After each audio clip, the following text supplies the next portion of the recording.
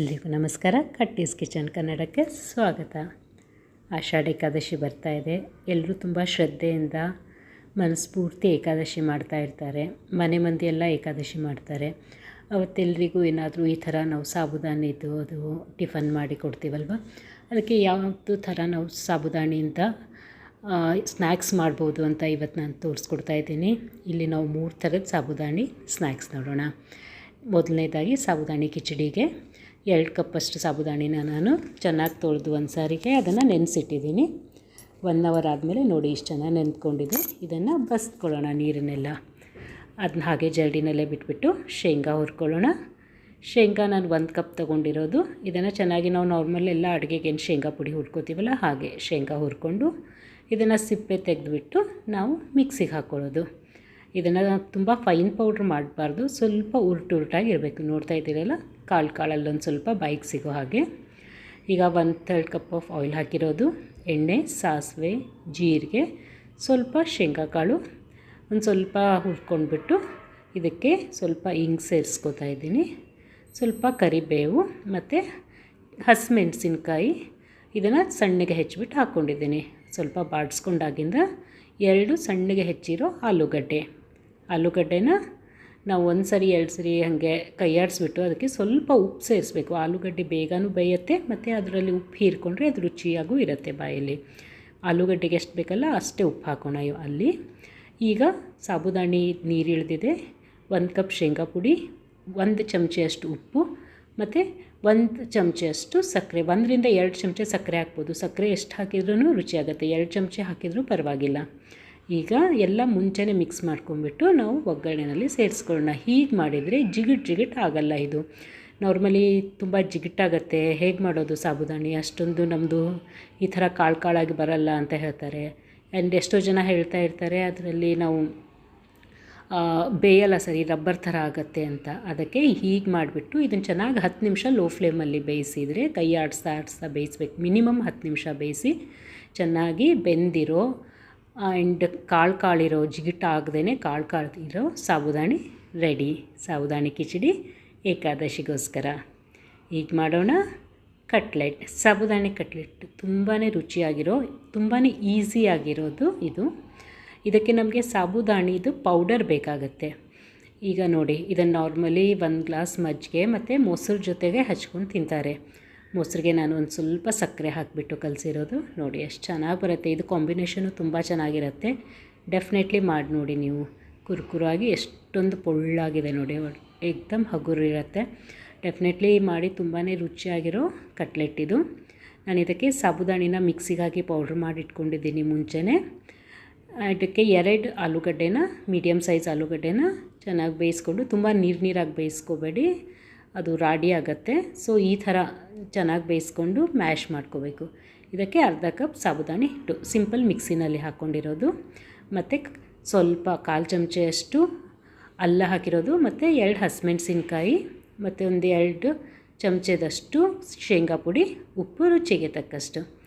ಇದನ್ನು ಹಾಕಿ ಚೆನ್ನಾಗಿ ಫಸ್ಟು ಹೀಗೆ ಕಲಿಸ್ಕೊಳ್ಳಿ. ಕೈಯಿಂದ ಚೆನ್ನಾಗಿ ಮಿತ್ಕೊಂಡು ಕಲಿಸ್ಕೋಬೇಕು. ಸೊ ಅವಾಗ ಎಷ್ಟು ಅದು ಹಿಡಿಯುತ್ತಲ್ವ ಆಲೂಗಡ್ಡೆಯಲ್ಲಿ ನೀರು, ಅದೆಲ್ಲ ಹೀರ್ಕೊಳ್ಳುತ್ತೆ ಸಾಬುದಾನಿ. ಆ್ಯಂಡ್ ಎಕ್ಸ್ಟ್ರಾ ಬೇಕನ್ಸಿದ್ರೆ, ಅದು ಆಲೂಗಡ್ಡೆ ಬೇಯಿಸಿರೋ ಮೇಲೆ ಡಿಪೆಂಡ್ ಆಗುತ್ತೆ. ಬೇಕನ್ಸಿದ್ರೆ ಒಂದು 4-5 ಸ್ಪೂನಷ್ಟು ನೀರು ಹಾಕ್ಕೋಬೇಕಾಗತ್ತೆ. ಹಾಕ್ಕೊಂಡು ಚೆನ್ನಾಗಿ ನಾದ್ಕೊಂಡು ಕಲಿಸ್ಕೋಬೇಕು. ಸಾಬುದಾನಿ ಹಿಟ್ಟಿರೋದ್ರಿಂದ ಇದು ತುಂಬ ಹೊತ್ತು ತೊಗೊಳ್ಳಲ್ಲ. ಮುಂಚೆ ಆದರೆ 1 ಅವರ್ವರೆಗೂ ನೆನೆಸ್ಬೇಕಾಗತ್ತೆ. ಇಲ್ಲಿ ಹಾಗಾಗೋದಿಲ್ಲ. ಅದು ಒಂದು 5 ನಿಮಿಷ 10 ನಿಮಿಷಕ್ಕೆಲ್ಲ ಚೆನ್ನಾಗಿ ನೆಂದ್ಕೊಂಡ್ಬಿಡತ್ತೆ ಸಾಬುದಾನಿ ಹಿಟ್ಟಿರೋದ್ರಿಂದ. ಈಗ ಒಂದು ಪ್ಲೇಟ್ಗೆ ಹಾಕಿ ಎಣ್ಣೆ ಹಾಕೋಣ. ಒಂದು ಪ್ಲೇಟ್ನಲ್ಲಿ ಎಣ್ಣೆ ಹಾಕಿ ಸವರ್ಕೊಂಡು, ಈಗ ಸಾಬುದಾನಿ ಹಿಟ್ಟೇನಿದೆ ಅಲ್ಲ ಅದನ್ನು ಪ್ರೆಸ್ ಮಾಡೋಣ. ನೋಡಿ ಎಷ್ಟು ಚೆನ್ನಾಗಿ ತಾಲಿಪೀಠ ಥರ ಹಾಗೆ ಪ್ರೆಸ್ ಆಗ್ತಾ ಇದೆ. ಇದು ನಮ್ಗೆ ಎಷ್ಟು ದಪ್ಪ ಬೇಕೋ ಅಷ್ಟು ದಪ್ಪ. ನಾನು ಸುಮಾರು 1 ಸೆಂಟಿಮೀಟ್ರ್ ಅಷ್ಟು ದಪ್ಪ ತಟ್ಕೊಂಡಿದ್ದೀನಿ. ನೀವು ಕೈಗೆ ಎಣ್ಣೆ ಹಚ್ಕೊಂಡು ಅಥವಾ ಹಿಟ್ಟಿಗೆ ಎಣ್ಣೆ ಹಚ್ಚಿಬಿಟ್ಟು ತಟ್ಟಬಹುದು.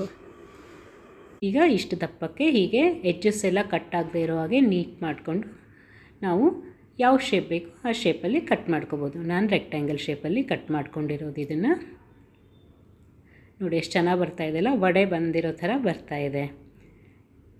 ಈ ಕಟ್ಲೆಟ್ ತುಂಬ ಕ್ರಿಸ್ಪಿಯಾಗಿರುತ್ತೆ ಆ್ಯಂಡ್ ಒಳಗಡೆ ಅಷ್ಟೇ ಹಗೂರವಾಗಿರುತ್ತೆ. ತುಂಬ ಹೊತ್ತು, ಅಟ್ಲೀಸ್ಟ್ ಒಂದು 2-3 ಅವರ್ಸ್ ನೀವು ಇದನ್ನು ಕ್ರಿಸ್ಪಿಯಾಗಿ ಇಡ್ಬೋದು. ನೋಡಿ ಎಷ್ಟು ಚೆನ್ನಾಗಿ ಬರ್ತಾಯಿದೆಯಲ್ಲ. ಈಗ ಇದನ್ನು ನಾವು ಡೆಸಿಕೇಟೆಡ್ ಕೋಕೋನಟ್ಟಲ್ಲಿ ಮೇಲೆ ಕೆಳಗೆ ಮಾಡ್ಕೊಳ್ಳಿ. ಇದು ಆಪ್ಷನಲ್ಲು, ನೀವು ಹಾಗೇ ಕರ್ಕೋಬೋದು. ಬಟ್ ಈ ಥರ ಡೆಸಿಕೇಟೆಡ್ ಕೋಕೋನಟ್ಟಲ್ಲಿ ಹೀಗೆ ಮಾಡಿದರೆ ತುಂಬಾ ಚೆನ್ನಾಗಿ ಆ ಕೊಬ್ಬರಿ ರುಚಿನೂ ಚೆನ್ನಾಗಿ ಬರುತ್ತೆ ಮತ್ತು ತುಂಬ ಹೊತ್ತುವರೆಗೂ ಕ್ರಿಸ್ಪಿಯಾಗಿರುತ್ತೆ. ಡೆಸಿಕೇಟೆಡ್ ಕೋಕೋನಟ್ ಇಲ್ಲ ಅಂದರೆ ಒಣ ಕೊಬ್ಬರಿನ ತುರ್ಕೊಂಡು ಮಿಕ್ಸಿಗೆ ಹಾಕ್ಕೋಬೋದು, ಅದನ್ನು ಹೀಗೆ ಮಾಡ್ಕೋಬೋದು. ಅಥವಾ ಈ ಸ್ಟೆಪ್ ನೀವು ಸ್ಕಿಪ್ನೂ ಮಾಡ್ಬೋದು, ಡೈರೆಕ್ಟಾಗಿ ಕರ್ಕೋಬೋದು. ಬಟ್ ಈ ಸ್ಟೆಪ್ ಮಾಡಿ ರುಚಿನೂ ತುಂಬ ಚೆನ್ನಾಗಿರುತ್ತೆ ಮತ್ತು ತುಂಬ ಹೊತ್ತು ಕ್ರಿಸ್ಪಿಯಾಗಿರುತ್ತೆ ಕೊಬ್ಬರಿ ಕೋಟ್ ಮೇಲ್ಗಡೆ ಬಂದಿದ್ದರಿಂದ. ನೋಡಿ ತುಂಬ ಬೇಗ ಆಗುತ್ತೆ. ಬಟ್ ಇದನ್ನು ನೀವು ಏಕ್ದಮ್ ಮೀಡಿಯಮ್ ಫ್ಲೇಮ್ ಅಥವಾ ಲೋ ಮೀಡಿಯಮಲ್ಲಿ ಇಟ್ಬಿಟ್ಟು ಇದನ್ನು ಫ್ರೈ ಮಾಡಬೇಕು. ನೀವು ನೋಡ್ತಾ ಇದ್ದೀರಲ್ಲ, ಎಣ್ಣೆ ಕಡಿಮೆ ಇದೆ. ನಾರ್ಮಲಿ ನಾವು ಒಂದು ಸಾರಿ ಹೀಗೆ ಯೂಸ್ ಮಾಡಿರೋ ಎಣ್ಣೆ ಮತ್ತೆ ಯೂಸ್ ಮಾಡಲ್ಲ, ಹೆಲ್ತಿಗೆ ಸರಿ ಇಲ್ಲ ಅಂತ ಹೇಳ್ತಾರೆ ಅಂತ. ಅದಕ್ಕೆ ನೀವು ವಿಡಿಯೋದಲ್ಲಿ ನೋಡ್ಬೋದು, ನಾನು ಎಲ್ಲ ವಿಡಿಯೋದಲ್ಲಿ ನಾನು ಎಷ್ಟು ಬೇಕೋ ಅಷ್ಟೇ ಸ್ವಲ್ಪ ಎಣ್ಣೆಯಲ್ಲಿನೇ ನಾನು ಮಾಡೋದು. ಯಾಕಂದರೆ ಇದಕ್ಕೆ ಎಣ್ಣೆ ಜಾಸ್ತಿ ಬೇಕಾಗೋದು ಇಲ್ಲ. ನೋಡಿ ಎಷ್ಟೊಂದು ಪೊಳ್ಳಾಗಿ ಎಷ್ಟು ಚೆನ್ನಾಗಿದೆ ಆ್ಯಂಡ್ ಎಷ್ಟು ಆಯಿಲ್ ಫ್ರೀನೂ ಆಗಿದಾವೆ ಅವು. ಇದನ್ನು ಒಂದು 4 ಚಮಚದಷ್ಟು ಮೊಸರು ತೊಗೊಂಡಿರೋದು, ಅದಕ್ಕೆ ಸ್ವಲ್ಪ ಚಿಟಿಕೆ ಉಪ್ಪು, ಆಮೇಲೆ ಒಂದು ಅರ್ಧ ಚಮಚ ಸಕ್ಕರೆ, ಒಂದು ಸ್ಪೂನ್, ಒಂದು ಚಿಟಿಕೆ ಅಷ್ಟೇ ಅನ್ಕೋಬೋದು ಶೇಂಗಾ ಪುಡಿ ಹಾಕಿ ಕಲಿಸ್ಕೊಂಡಿದ್ದೀನಿ ಮೊಸರಿಗೆ. ಈಗ ಇದಕ್ಕೆ ನಾನು ಹಾಕಿರೋದು ಮಜ್ಜಿಗೆ 1 ಲೋಟ. ಕರೆದಿರೋದು ತಿಂದಿರ್ತೀವಿ ಅಂತ ನಮ್ಮದು ಉಪವಾಸದ ಟಿಫನ್. ತುಂಬ healthy and tasty one. Definitely try ಮಾಡಿ ನೋಡಿ, ಏಕಾದಶಿಗೆ ತುಂಬಾ ರುಚಿಯಾಗಿರುತ್ತೆ ಕಟ್ಲೆಟ್ಸ್. ಈಗ ಮಾಡೋಣ ಸಾಬುದಾನಿ ವಡೆ.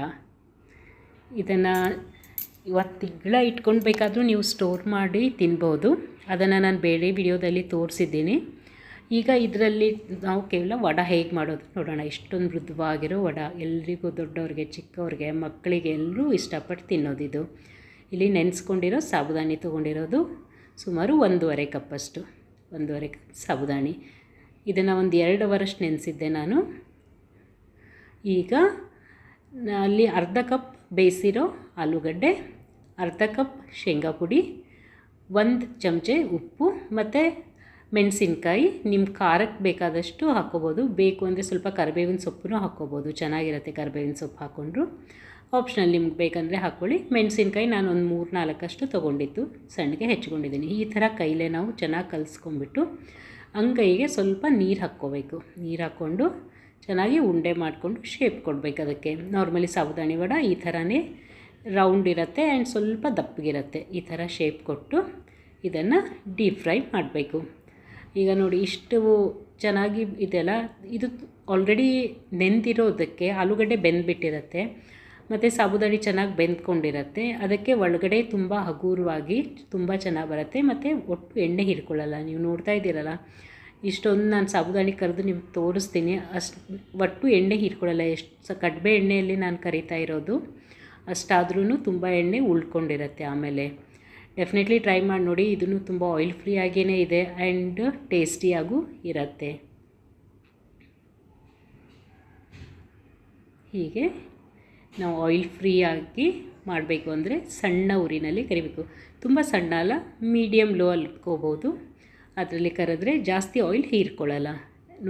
ನೋಡ್ತಾನೆ ತುಂಬ ಖುಷಿ ಅನಿಸುತ್ತೆ, ಅಷ್ಟೊಂದು ಚೆನ್ನಾಗಿ ಬಂದಿದೆ ವಡೆ. ನನ್ನ ಚಾನಲ್ನ ಸಬ್ಸ್ಕ್ರೈಬ್ ಮಾಡ್ಕೊಳ್ಳಿ. ಏನಾದರೂ ಡೌಟ್ ಇದ್ದರೆ ನನಗೆ ಕಾಮೆಂಟ್ ಬಾಕ್ಸಲ್ಲಿ ಕೇಳಿ. ಡೆಫಿನೆಟ್ಲಿ ನಾನು ಅದಕ್ಕೆ ಸಪೋರ್ಟ್ ಮಾಡ್ತೀನಿ. ಈ ಥರದ ಸಾಬುದಾನಿ ವಡೆ 1 ಮಂತ್ವರೆಗೂ ಹೇಗೆ ಸ್ಟೋರ್ ಮಾಡಬೇಕು ಅನ್ನೋದನ್ನು ನಾನು ಇನ್ನೊಂದು ವೀಡಿಯೋನಲ್ಲಿ ತೋರಿಸಿದ್ದೀನಿ. ಅದರ ಲಿಂಕನ್ನು ಡಿಸ್ಕ್ರಿಪ್ಷನ್ ಬಾಕ್ಸಲ್ಲಿ ಕೊಟ್ಟಿರ್ತೀನಿ. ಡೆಫಿನೆಟ್ಲಿ ಚೆಕ್ ಮಾಡಿ ನೋಡಿ. ಇಷ್ಟೊಂದು ವಡೆ ಆದಮೇಲೂ ತುಂಬ ಆಯಿಲ್ ಉಳ್ಕೊಂಡಿದೆ. ಟ್ರೈ ಮಾಡಿ ನೋಡಿ. ಸಾಫ್ಟಾಗಿರೋ ಸಾಬುದಾನಿ